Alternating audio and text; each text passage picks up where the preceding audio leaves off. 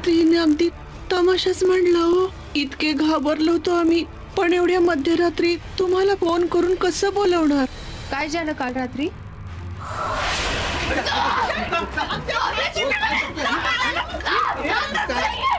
सोड मुक्ता, काय चाललंय तुझं? काय चाललंय? सोड ते. मुक्ता, शांत हो, शांत हो, बस इथे.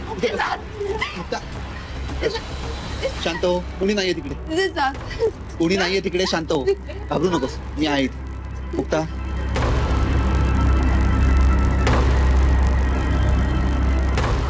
आता तुम्हीच सांगा मॅडम, आम्ही काय करायचं? अच्छा, मला अक्षय आणि मुक्ताशी बोलायचं होतं आणि घरातल्या इतरांशी सुद्धा. पण अक्षय तर सकाळीच कामाला गेलाय. बरं, प्रथमेश आणि विनीता कुठे, ते ना तरी बोलवा. अहो आता कसं सांगू मी तुम्हाला, कालच्या प्रकरणानंतर तर विनीता मुलीला घेऊन राहायलाच तयार नव्हती या घरात. सकाळी सकाळी प्रथमेश तिला माहेरी सोडून आला. जोपर्यंत मुक्ता या घरात आहे तोपर्यंत या घरात पाऊल ठेवणार नाही असं सांगून गेली.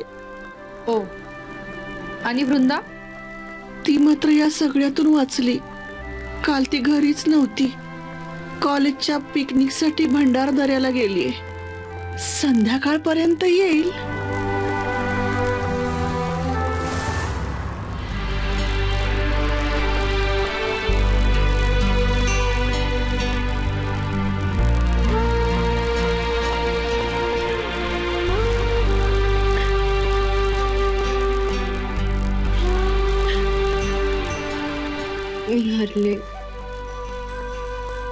मी हरले.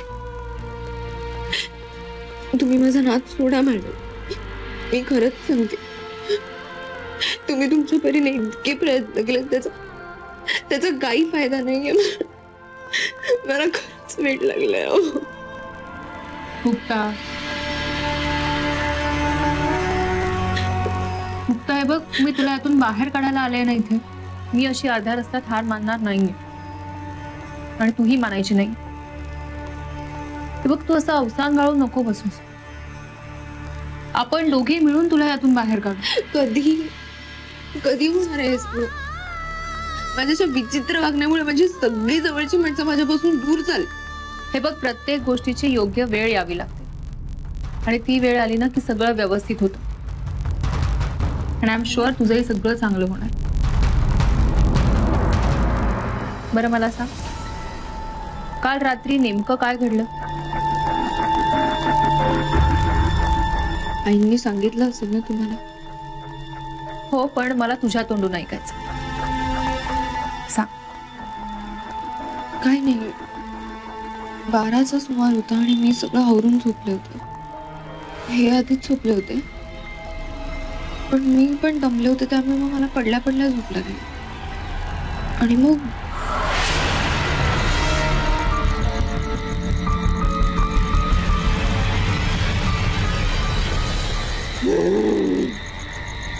दिवस भरले होता तुझे, एक एक करत तुझ्या घरच्या प्रत्येकाला संपवणार आहे मी, आणि मग तुझा घास घेणार. तुझ्यामुळे तुझं सगळं कुटुंब संपणार. तुझ्या कुटुंबाच्या विनाशाला तूच कारणीभूत ठरणार. तूच मारून टाकेन मी तुझ्या सगळ्यांना, सगळ्या घरातल्यांना मारून टाकेन, खून करेन, तुझा जीव घेईन.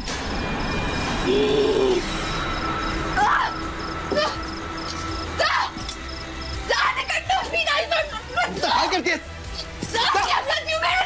काय करतेस तू? कोणी नाहीये तिकडे. इकडे मला तो चेहरा दिसत होता आणि मलाच दिसत होता. मलाच भास होत होता, कुणाला दिसतच नव्हता.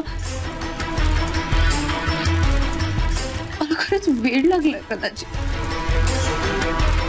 मी काहीच करू शकत नाही. मी उगाच तुम्हाला त्रास देते. मुक्ता, अगं त्रास कसला? मैत्रीण मानलंयस ना मला. हे बघ, तू अशी खचून जाऊ नकोस.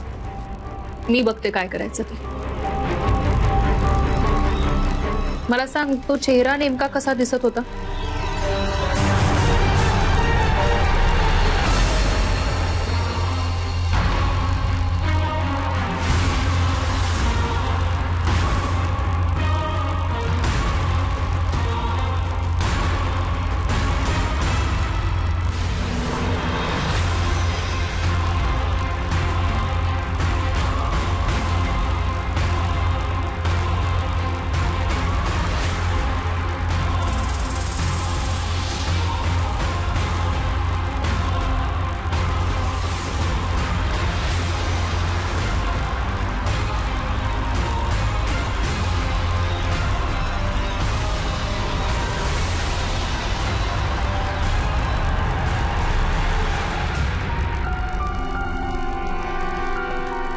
दिस is serious.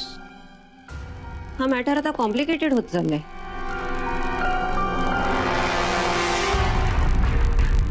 Yes, I know की सिझोफ्रेनियाच्या पेशंटला असे भास होतात आणि त्या भासांच्या जगात तो एक्स्ट्रीम लेवलला जाऊन काहीही करू शकतो, अगदी काहीही. बट लुक ॲट हर. अगं, एक भास हे लक्षण सोडलं तर बाकी कुठलंच लक्षण तिच्यात नाहीये मेंटल इलनेसचं. याचा अर्थ आता आपल्याला इतर शक्यतांचा विचार करायला हवा. इतर शक्यता? हो, म्हणजे माणूस कुठल्या परिस्थितीत असं वागू शकतो. कुणी घाबरवलं तर, किंवा अचानक कोणीतरी समोर आलं, एखादी आकृती. मेंटल स्ट्रेस, प्रचंड मानसिक तणाव असेल तर व्यक्तीला असे भास होऊ शकतात. पण त्याला आपण वेळ नाही म्हणू शकत. आणि मनात जर अशी सगळी निगेटिव्ह थॉट्सची गर्दी झाली तर ते अशा पद्धतीनं कागदावर येणारच ना. म्हणजे या वाईट विचारांचा उगम नेमका कुठून होतोय हे शोधायला हवं. येस. एकदा का पाणी कुठून झिरपतंय हे कळलं ना की ते थांबवता येईल. पण ते कसं शोधायचं?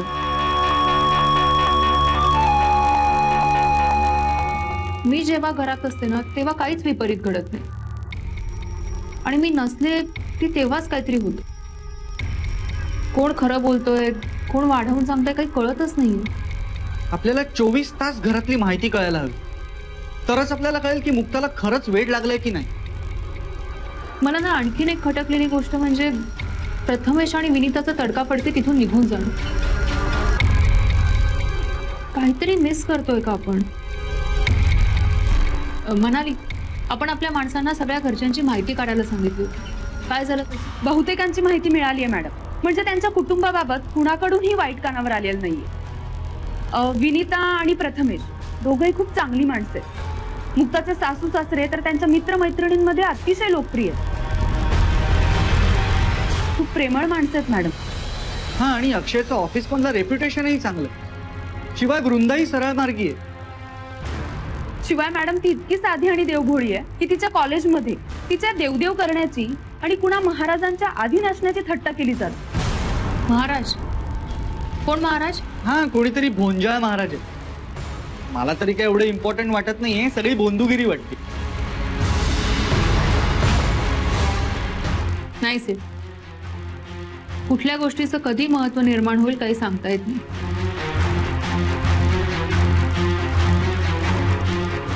भोंजाळ महाराज. बरं झालं तुम्ही आला. काय ना, मला ऑफिसला निघायला उशीर होतोय. आई बाबा बाहेर गेलेत, जे 15-20 मिनिटात येतील. हा, मुक्ता जरा पाणी आणशील? हा, हो.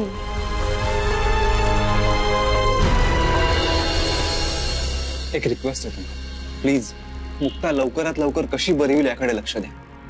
काय, मला कामानिमित्त सिंगापूरला जावं लागतंय, आणि एकदा का मी तिकडे गेलो की 2-3 महिने परत नाही येणार. त्यामुळे आपल्या हातात खूप कमी वेळ आहे, 4 दिवस.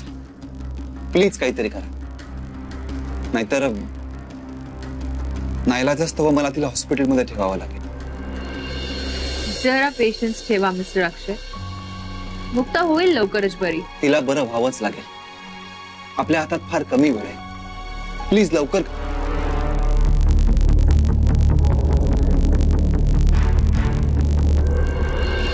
मी आलोच, निघायची तयारी करतो. या.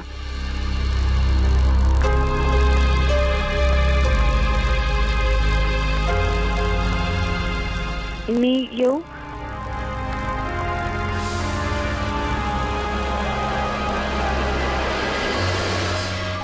हॅलो सेठ, तयार राहा. अक्षय बाहेर पडला की लगेच आत शिरा.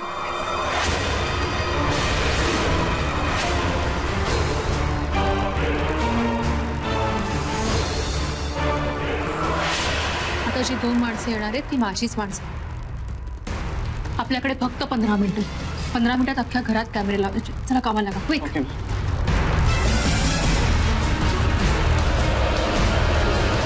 कोण आहात तुम्ही?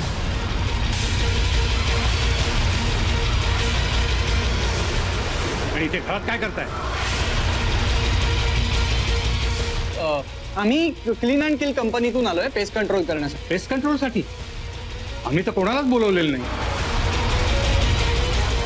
कसं शक्य आहे? ठीक आहे, ही रिसीट आहे ना आमच्याकडे. विनीता म्हणून घरातून फोन आला होता तुमच्या. विनीता? कसं शक्य आहे? तिथं घरात सुद्धा नाही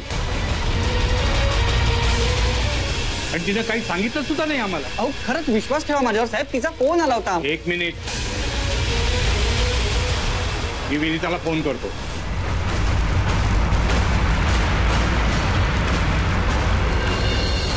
मामनजी, खरंच यांना बोलावलंय. म्हणजे विनीता वहिनींचा मगाशी फोन आला होता. त्यांनी तुम्हाला कळवायला सांगितलं होतं, मी विसरले.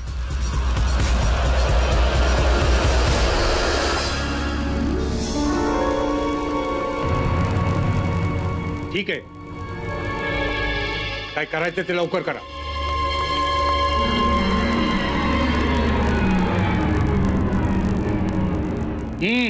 कामाला लागा.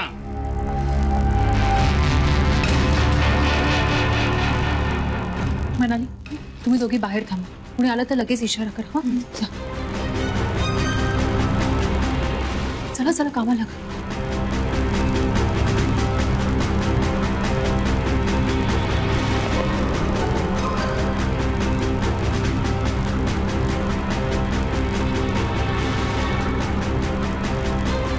चला लवकर. काय चाललंय?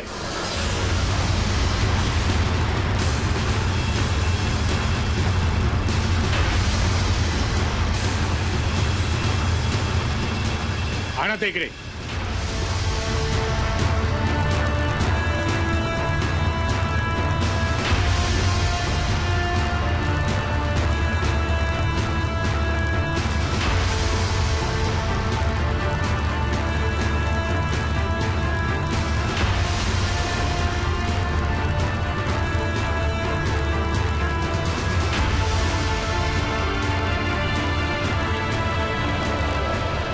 मी ओळखलंय तुम्ही. तुम्ही डॉक्टर सेजल मेहता नाही, तुम्ही डिटेक्टिव्ह अस्मिता प्रभाकर अग्निहोत्री.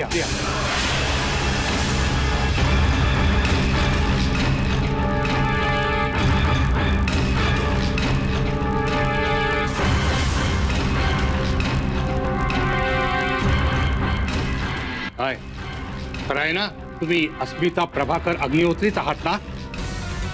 हो, मी अस्मिता प्रभाकर अग्निहोत्री. मी वाचलंय तुमच्याबद्दल आणि लोकांकडूनही ऐकले तुमच्या हुशारीबद्दल आणि सत्याच्या बाजूने उभे राहण्याबद्दल. पण तुम्ही इथे एक डॉक्टर बनून तुम्ही खरोखरच मानसोपचार तज्ञ आहात का? नाही, मी मुक्ताची मैत्रीण आहे आणि डॉक्टर बनून तिला इथे मदत करायला आले. पण स्वतःची आयडेंटिटी लपवून तुम्ही मुक्ताला मदत करताय म्हणजे प्रकरण काहीतरी वेगळंच असायला पाहिजे. होय, मुक्ताची मानसिक अवस्था ही दिसते तितकी सरळसोट केस नाही. म्हणजे गेले काही दिवस मी या प्रकरणाचा अगदी बारकाईने अभ्यास करते आणि आता माझा या गोष्टीवर विश्वास बसायला लागलाय की मुक्ता वेडी नाहीये. काय? मग ती अशी का वागते? ते शोधायला तर आले मी इथे. जनरली मी माझ्या केसबद्दल आधी कोणाला काहीच सांगत नाही, पण आता तुम्ही मला ओळखलंच आहात तर तुम्हाला सगळं सांगणं हे माझं कर्तव्य आहे. मी ही केस सोडवण्याच्या अगदी जवळ येऊन पोहोचले आणि आता मला तुमची साथ हवी आहे. मुक्ता मला मुलीसारखी आहे. तिच्यासाठी घरातली सगळी माणसं तुम्हाला मदत करतील. नाही, कोणालाच नाही. मी इथे आहे आणि मुक्ताला मदत करते हे तुम्ही कोणालाही सांगू नका. तसं झालं तर गोष्टी आणखीनच बिघडतील. म्हणजे या घरातलं कोणी या कारस्थानात आहे? नाही, ते आत्ताच सांगता नाही येणार. पण म्हणूनच मी तुम्हाला विनंती करते, आपल्यातलं हे संभाषण प्लीज आपल्यातच राहू दे. डोंट वरी, तुम्ही तुमचं काम करा आणि लवकरात लवकर या सगळ्याची उकल करा. पण माझी एकच विनंती आहे, हे कॅमेरे घरात लावू नका. मला माहित आहे याने तुम्हाला मदत होणार आहे, पण तुम्ही काहीतरी दुसरा मार्ग शोधून काढा. माझ्या घरातल्या माणसांचं खाजगी आयुष्य असं चित्रित झालेलं मला आवडणार नाही. हो साहेब, पण ठीक आहे, आम्ही नाही लावणार कॅमेरे. यामुळे तुमची अडचण वाढते हे माहित आहे मला, पण माझं नाही लागलं. I am sorry. काही हरकत नाही काका, मी दुसरा मार्ग शोधून काढेन, आणखीन डोकं लावेन.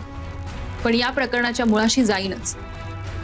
शोधलं की सापडतच, या नाहीतर त्या मार्गाने. हो, मी काय म्हणते, ऐका ना, तुमचं जाणं पुढे ढकला ना प्लीज. बघ, जी गोष्ट शक्य नाही त्याच्यावर चर्चा करण्यात काही अर्थ नाही. माझ्यासाठी पुढे ढकला. एकदा बॉसशी बोलून पाहता का? नाही तर मी बोलते. मुक्ता प्लीज मला बॅग भरू दे. नाही, तुमच्या बॉसचा नंबर द्या, मीच बोलते. प्लीज, अशी काय वागतेस तू? काय प्रॉब्लेम आहे? मी मुद्दामून नाही करत आहे हे सगळं बिनसत आहे. तुम्ही मला सोडून चाललं, मी इथे एकटी पडी नाव. हे एकटी एकटी काय लावलंयस तू? जंगलात सोडून जात नाहीये मी तुला. भरल्या घरात शहराच्या मध्यावर राहतेस तू, आणि भीती कसली वाटायची? तुम्हाला हेच कळत नाहीये, माणसांची गर्दी आजूबाजूला असली म्हणजे सोबत नसते. आता तू मला शहाणपणा शिकव. मला ना मी हे लग्न का केलं हेच कळत नाही. डोक्याला ताप झालाय. त्यापेक्षा एकटा असतो ना तर. तुम्हाला माझा कंटाळा आला. तुझा नाही, तुझ्या या वागण्याचा, तुझ्या सेन्सलेस बडबडीचा कंटाळा आलाय मला. तू म्हणालीस म्हणून त्या मॅडमची ट्रीटमेंट घेतली ना आपण, काय फरक पडला? काही नाही. पण आता बस झालं. आज संध्याकाळी आपण वेगळ्या डॉक्टरचं ओपिनियन घेतो, ठीक आहे? नाही, 1-2 दिवस थांबा अजून फक्त प्लीज. हे बघ, हे कळणं इतकी शाणी राहिली नाहीयेस तू आता. तुम्ही मला सतत वेडा ठरवू नका. मी या सगळ्यातून बाहेर पडण्याचा प्रयत्न नाही करत आहे का? मला हौस नाहीये तुला वेडे ठरवायची. काही केलेलंच नाहीये. हॅलो हॅलो, माझं आहे का? मी वेडी नाहीये, मी खरंच सांगते, मी वेडी नाहीये. वेडी नाहीये, मी कसं पटवून तुम्हाला? आता कसं पुढे जायचं आपण? ते कॅमेरे बसवले असते तर सगळं सोपं झालं असतं, म्हणजे सगळं चित्र साफ झालं असतं. ऐकतं काय, तो म्हातारा कडमडला ना मध्ये. सॉरी. सेठ, आपली बुद्धिमत्ता कॅमेऱ्यापुरतीच अवलंबून आहे का? नाही. अरे, टेक्नॉलॉजीचा वापर करावाच, पण त्यापासून अडून राहायला नको. आणि एक मार्ग बंद झालाय तर दुसरा मार्ग सापडेलच की. आपण शोध सुरू ठेवायला हवा.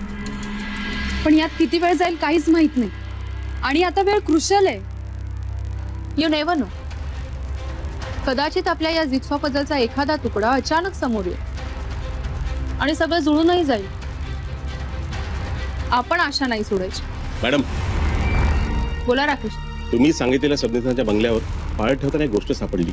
संशयास्पद वाटली म्हणून घेऊन आलोय. दाखवा.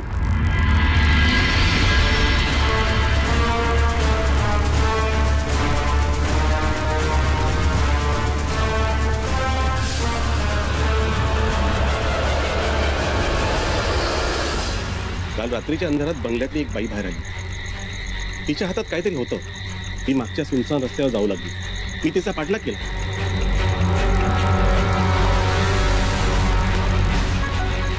पण एका कोपऱ्यात पेटलेल्या शेकोटीत हे भिरकावल्याचं मी पाहिलं. मला वाटलं आपल्याला उपयोगी येईल म्हणून मी ते काढून घेऊन आलो.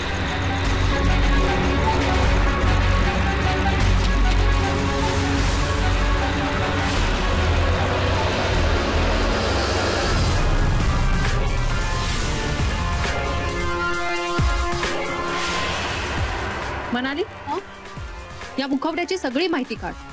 हा मुखवटा कुठे बनतो, कुठे मिळतो, कोण कोण विकत घेतं, सगळी सगळी माहिती हवी आहे मला. आपण केस सोडवण्याच्या अगदी जवळ येऊन पोहोचलोय आता. मला आता ताबडतोब मुक्ताला गाठायला हवं.